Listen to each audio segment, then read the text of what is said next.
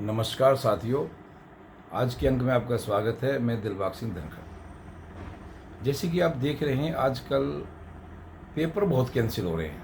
Exam जो है बहुत कैंसिल हो रहे हैं। जो हमारी एक संस्था है एनटीए, जो पूरे देश में जो एंट्रेंस टेस्ट के लिए जो एग्ज़ाम कंडक्ट कराती है, उस पर बहुत ज़्यादा सवाल इस टाइम उठ रहे हैं कि वो बिल्कुल भी कंट्रोल नहीं कर पा रही है। हर दूसरे तीसरे महीने कहीं ना कहीं कोई ना कोई पेपर लीक होता है। लीक होने के बाद वो पेपर कैंसिल होता है। और इस तरह आप देखेंगे कि काफ़ी डिपार्टमेंट के पेपर जो एग्ज़ाम होते हैं वो भी लीक हो जाते हैं, और वो भी दोबारा से दो दो तीन तीन बार परीक्षा कैंसिल होती है, जब जाके परीक्षा वे हो पाती है। और बच्चों को, पेरेंट्स को या लाभार्थी को, विद्यार्थी को कितनी इसकी मुसीबतों का, दिक्कतों का सामना करना पड़ता है, इसका अंदाज़ा लगाना बहुत मुश्किल है। अभी हम बात कर लेते हैं फ़िलहाल अभी जो नीट का जो पेपर जो कैंसिल हुआ है, उसमें कितने लाख हमारे, करीब 24-25 लाख हमारे उसमें बच्चे बैठे थे एग्ज़ाम में, और कितने बच्चों का भविष्य एक बार दांव पे लग गया। अब डॉक्टर उसमें जो हमारे बन के निकल के तैयार होने थे, कितने लाख हमारे डॉक्टर जो बनते उसमें उस एग्ज़ाम की वजह से, वो उनका भविष्य अंधेरे में चला गया। हालांकि बाद में उसको एग्ज़ाम को कैंसिल कर दिया गया है, लेकिन वो एग्ज़ाम में जो इतनी गड़बड़ियाँ जो सामने आई, उससे हर पेरेंट्स, हर बच्चा और हर, यानी कि हर आदमी थोड़ा क्षुब्ध था। जिसका उससे संबंध नहीं था वो भी गुस्से में था, यार ये एनटीए कर क्या रहा है, गवर्नमेंट इस पर कंट्रोल क्यों नहीं कर पा रही है, कितने बच्चों का भविष्य इसमें दांव पर लग जाता है, कितने पेरेंट्स को पैसा कमाई इसमें लगती है। क्योंकि एक बच्चा अगर पेपर दे रहा होता है तो ये मत सोचिए कि वो एक ही बच्चा पेपर दे रहा है, उस बच्चे के साथ में उसका पूरा परिवार लगा होता है। उस बच्चे को सुविधा देना, उस बच्चे को सेपरेट जगह देना, उस बच्चे के हिसाब से घर का कई बार रूटीन भी चेंज करना पड़ता है कि बच्चा किस टाइम जा रहा है, किस टाइम आ रहा है। और कोचिंग इतनी महंगी हो गई है आजकल, बच्चों को कोचिंग दिलानी भी पड़ती है। किताबें, बुक्स इतनी महंगी हैं, उन सब का अरेंजमेंट करना मीडियम क्लास के लिए तो ये बहुत ही बड़ा एक, किसी बच्चे का एंट्रेंस अगर वो कराते हैं, एंट्रेंस टेस्ट की तैयारी करता है कोई बच्चा, तो मिडिल क्लास फैमिली के लिए तो बहुत ही एक महंगा सौदा हो गया है। आजकल एग्ज़ाम को देना कोई इतना आसान सौदा नहीं है कि आपने एक फॉर्म भरा और आपने भाई ठीक है जिस दिन डेट है उस दिन एग्ज़ाम दे करके आप आगे, नहीं, उसमें बहुत कुछ करना पड़ता है। कोचिंग भी लेनी पड़ती है, कोई अलग से ट्यूटर भी लगाना पड़ सकता है, और घर का सिस्टम भी बदलना पड़ सकता है, खर्चा भी बहुत होता है। और बच्चे का एक मेंटली जो है, अगर बच्चा कितने साल, मान लो काफ़ी दिन से उसकी तैयारी कर रहा होता है, और एकदम से उसको पता चले कि भाई उसका एग्ज़ाम कैंसिल हो गया, वो काफ़ी मेंटली भी हरास हो जाता है बच्चा। फिजिकली हरास तो वो पूरे साल भर रहता ही रहता है, साथ में जिस दिन एग्ज़ाम कैंसिल होता है, तो वो बच्चा मेंटली भी काफ़ी परेशान हो जाते हैं। पेरेंट्स भी काफ़ी परेशान हो जाते हैं, जिन बच्चों को लगता है भाई मेरा इस बार मैंने अच्छी मेहनत की और मैं शायद इस बार ज़रूर कामयाब हो जाऊंगा, और वो पेपर लीक की वजह से कई बार बच्चे रह जाते हैं, तो उनके लिए एक बहुत बड़ा ये एक समस्या या बहुत बड़ी दिक्कत होती है, जिसको उसका सामना करना बहुत मुश्किल हो जाता है। अभी परसों की ही बात है, यूजीसी नेट का पेपर भी हुआ था 18 जून को, और कल ही वो डिक्लेयर भी हो गया शाम को, अब भाई ये पेपर भी लीक हो गया है। जो नेशनल क्राइम जो हमारी अथॉरिटी है, जो थ्रेटिंग एनालिसिस यूनिट है, उसने बोला है कि भाई ये जो है पेपर भी लीक हो गया है। अब बताइए कितना बड़ा मान लो घोटाला चल रहा है। एनटीए जो है हमारा बिल्कुल फेल हो रही है, एनटीए के बस की ये नहीं रह गया है। एनटीए जो टेस्टिंग एजेंसी है, वो बिल्कुल भी इसको कंट्रोल नहीं कर पा रही है। जगह जगह पेपर कैंसिल हो रहे हैं, जगह जगह बच्चे, पेरेंट्स परेशान हो रहे हैं, इनको कुछ फ़र्क नहीं पड़ता है। अब परसों जो बताते हैं इसका आंकड़ा, जो 18 जून को जो पेपर हुआ है यूजीसी नेट का, इसमें करीब करीब 11 लाख से ज़्यादा बच्चों ने अप्लाई किया है। अब बताइए कितने 11 लाख बच्चों ने अप्लाई किया है, कितने बच्चों ने उसमें फ़ीस भरी है, उसने मेहनत करी है, और किताबें खरीदी हैं, बुक्स वगैरह खरीदी है, कोचिंग इंस्टीट्यूट में वो पैसा दिया है, अपना टाइम लगाया है, काफ़ी उन्होंने मेहनत की है, काफ़ी अपना समय उसमें दिया है, और फिर लास्ट में आके उनका जो पेपर है, एग्ज़ाम कैंसिल हो गया। हालांकि उसमें 9.25 लाख करीब बच्चे बैठे थे, लेकिन फिर भी चलो कुछ बच्चे किस रीज़न से नहीं बैठ पाते हैं, लेकिन 11 लाख से ज़्यादा बच्चों ने उसमें अप्लाई किया है। तो आप ये समझ लीजिए उसमें 11 लाख परिवारों ने उसको अप्लाई किया है। 11 लाख से ऊपर का आंकड़ा है, लेकिन आप समझो कि कितने, मान लो एक बड़ा हमारा एक देश की जो पॉपुलेशन है उससे कंट्रोल करती है। यानी कि 11 लाख फैमिली का मतलब ये समझ लीजिए, हर फैमिली में करीबन 4-5 मेंबर भी जोड़ें तो 55-56 लाख डायरेक्ट लोग उससे इफ़ेक्ट होते हैं। और 55-56 लाख लोगों का डायरेक्ट इफेक्ट होना कोई छोटी बात नहीं है, बहुत बड़ी बात होती है। अच्छा, इसमें एक मजे की बात और भी है ये जो एंटी एजेंसी है इसने इतनी सख्ती की हुई है बच्चों पर, भाई आप ये नहीं ले जा सकते, बुक्स नहीं, कॉपी नहीं, यानी कि अंदर उसमें एग्जामिनेशन हॉल में कुछ भी ले जाना, यहाँ तक कि परसों तो बच्चे बता रहे थे आप अपने घर का पेन पेंसिल भी नहीं ले जा सकते।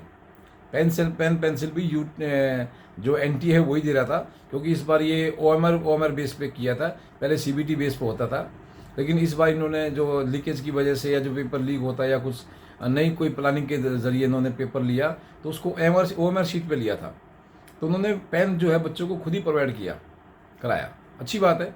लेकिन इसमें बहुत दिक्कतें ये होती है कि ज़्यादातर बच्चे बहुत दूर दूर इनका सेंटर पड़ता है। अब जो ये एनटी है ये अपने स्टाफ पर तो कंट्रोल कर नहीं पाती है, पेपर लीक को तो रोक नहीं पाती है, लेकिन आप ये समझ लीजिए कि दिल्ली में जो बच्चे एग्ज़ाम देने आ रहे हैं वो गाज़ियाबाद, फरीदाबाद, आपका हरियाणा के काफ़ी एरिया से, यूपी के काफ़ी एरिया से, बहुत दूर दूर से, यानी कि मिनिमम आप मान के चलिए 50-60 किलोमीटर दूर से बच्चे एग्ज़ाम देने आ रहे हैं। और जिन बच्चों का सुबह की शिफ्ट में अगर मान ले कोई एग्ज़ाम हो गया, वो 9 बजे उनका जो लगभग गेट बंद हो जाता है। 9 बजे अगर बच्चा जो सेंटर पहुंचेगा वो कई बार नाश्ता भी नहीं करके आते, खाना भी नहीं कर के आते, या उनके पास बैग लगेज जरूर होता है। जो 50-60 किलोमीटर से आता है बच्चा, उसके पास छोटा मोटा बैग, कैलकुलेटर या मोबाइल फ़ोन, पर्स वगैरह आइटम एक आध दो चीज़ें जरूर होती हैं। लेकिन कोई भी स्कूल कुछ भी ऐसी सुविधा प्रोवाइड नहीं कराता जिससे कि बच्चा वहाँ पर अपना बैग कम से कम रख सके। जिनके पेरेंट्स आ जाते हैं तो पेरेंट्स बाहर रख कर बैठ जाते हैं, लेकिन जो बच्चे डायरेक्ट पहुंचते हैं, सीधा अपने आप ही जाते हैं, इंडिपेंडेंट जाते हैं, उन बच्चों को काफ़ी दिक्कत होती है।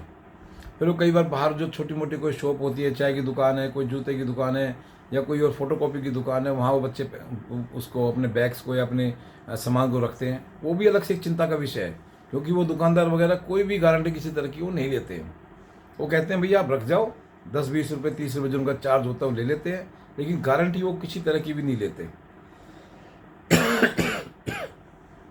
तो इस तरह से देखने में ये आता है कि जो एनटीए का जो एग्ज़ाम की जो प्रक्रिया है ये काफ़ी बच्चों के लिए काफ़ी दुख कष्टदायक होती है।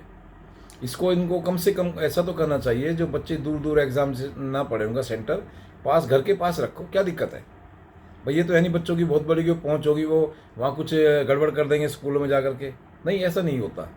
बच्चे इतनी दूर दूर पेपर देने जाते हैं, उल्टा उनसे उनका टाइम भी ख़राब होता है और मनी भी ज़्यादा लगती है, पेरेंट्स भी परेशान होते हैं और टाइम भी ज़्यादा लगता है। और दिल्ली में तो आपको पता है ट्रैफिक भी बहुत बढ़ता है, जब बच्चे इधर से उधर जाएंगे गाड़ी से, बस से, कैसे ना कैसे, और रोड पे अननेसेसरी ट्रैफिक तो क्रिएट होगा ही होगा।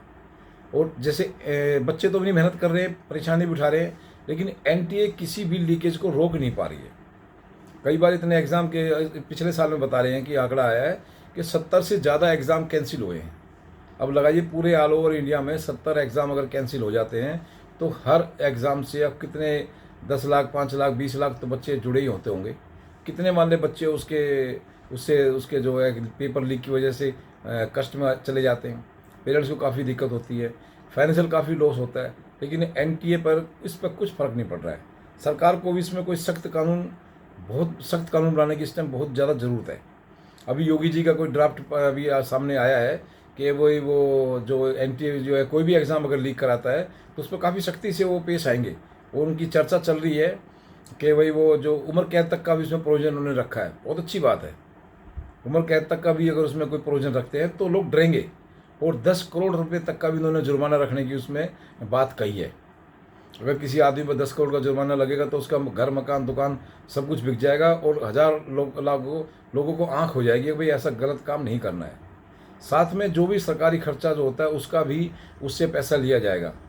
मैं कहता हूँ योगी जी ने अगर ये कानून पास कर दिया, कानून लागू कर दिया, तो ये जो पेपर लीक के जो माफिया होता है उस पर एक बहुत बड़ी चोट होगी, क्योंकि पेपर लीक माफिया बहुत बड़ा माफिया है। इसके बहुत बड़े ग्रुप होते हैं इनके, ये जितने भी कुछ कोचिंग सेंटरों से इनके कॉन्टैक्ट होते हैं, स्कूलों से भी इनके कॉन्टैक्ट होते हैं। तो इस तरह से जो बच्चों का ये जो भविष्य जो अंधकार में ले जा रहे हैं, ऐसे माफियाओं पर बहुत बड़ा एक अंकुश, बहुत बड़े प्रहार की बहुत ज़रूरत और बहुत जल्द आवश्यकता है, वरना बच्चों का भविष्य ऐसे ही ख़राब होता रहेगा और ऐसे ही पेरेंट्स का हर्जाना होता रहेगा।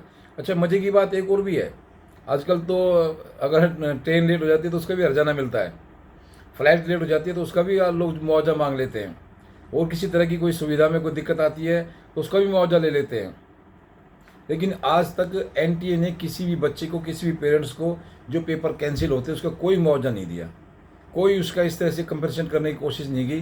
जो बच्चे ने अभी 1 साल मेहनत की है, 10-20 हज़ार कोचिंग में लगाया है, बुक्स कॉपी में खराब किया है, अपने घर का भी उन्होंने किया है, आने जाने में भी पैसा ख़राब किया है, पेरेंट्स को भी काफ़ी दिक्कतों का सामना करना पड़ा है, लेकिन एनटीए इन सब चीज़ों पर कुछ भी नहीं सोचती और बच्चों को 1 रुपये तक का भी वो किसी तरह का कंपेंसेशन नहीं करती है। तो मेरी सरकार से, एनटीए से मांग है, डिमांड है कि बच्चों को आप मोटा हर्जाना दीजिए, क्योंकि बच्चों ने फिजिकल भी मेहनत की है और मेंटली मेहनत की है और फाइनेंशियल भी मेहनत की है। तो इन तीन चीज़ों को मिला करके एक सरकार को, एनटीए को एक उचित मुआवजा बच्चों को, उनके पेरेंट्स को देना चाहिए, जिससे कि सरकार भी थोड़ी अलर्ट रहेगी। सरकार की जेब से अगर थोड़ा मुआवजा जाएगा तो सरकार भी आगे लीक, जो पेपर लीक माफिया है, उस पर अंकुश लगाने की कोशिश करेगी, क्योंकि पेरेंट्स को कुछ देना नहीं पड़ रहा, एनटीए को कुछ दिक्कत आ नहीं रही, तो सरकार भी इस मामले में काफ़ी स्थिर है।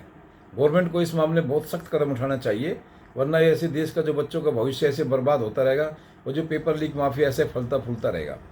तो आज के अंक में इतना ही। आप इस वीडियो को लाइक शेयर सब्सक्राइब जरूर करें। आपका बहुत बहुत धन्यवाद।